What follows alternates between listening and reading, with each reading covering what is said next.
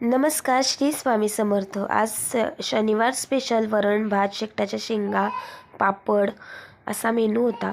तर वरणासाठी तुरीची मुगाची डाळ एकत्र करून त्याच्यात अर्धा टोमॅटो घातलेला आहे आणि कुकरला शिजत लावलेला आहे। इकडे शेकटाच्या शेंगांची सालं आपण काढून घेऊया व्यवस्थित। अशा प्रकारे शेकटाच्या शेंगांची सालं काढून घ्यायची आहेत। त्याच्यात आपण एक बटाटा घालणार आहोत आणि टोमॅटो सुद्धा।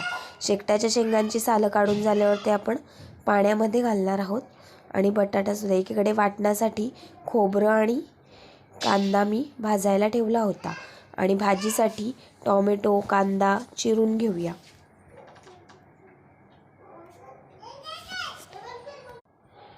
टोमॅटो आणि कांदा एकीकडे चिरून घेतलेला आहे भाजीसाठी। लसूण सुद्धा सोलून घ्यायचा आहे। लसूण सुद्धा आपल्याला भाजीसाठी आणि वरणासाठी दोन्हीसाठी आपल्याला सोलून घ्यायचा आहे।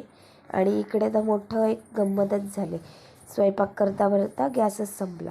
इकडे डाळ शिजली होती आपली व्यवस्थित, त्याच्यात थोडीशी हळद घालून घेतली आहे। इकडे फोडणीसाठी जिरं, मोहरी, मिरची, आलं, लसूण हे सगळं तडका दिलेला आहे आणि त्याच्यात आपण हे वरण घालून घेऊया।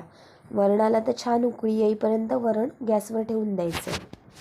इकडे भाजीसाठी तेल गरम केलेलं आहे, त्याच्या आधी आपण त्याच तेलामध्ये पापड तळून घेऊया। तर हे अशा प्रकारे पापड तळून घेतलेले आहेत आणि शेकटाच्या शेंगांची भाजी ग्रेव्हीची करायची, त्याच्यामुळे जे मगाशी कांदा खोबरं जे भाजून घेतले त्याचं वाटणसुद्धा आपण केलेलं आहे।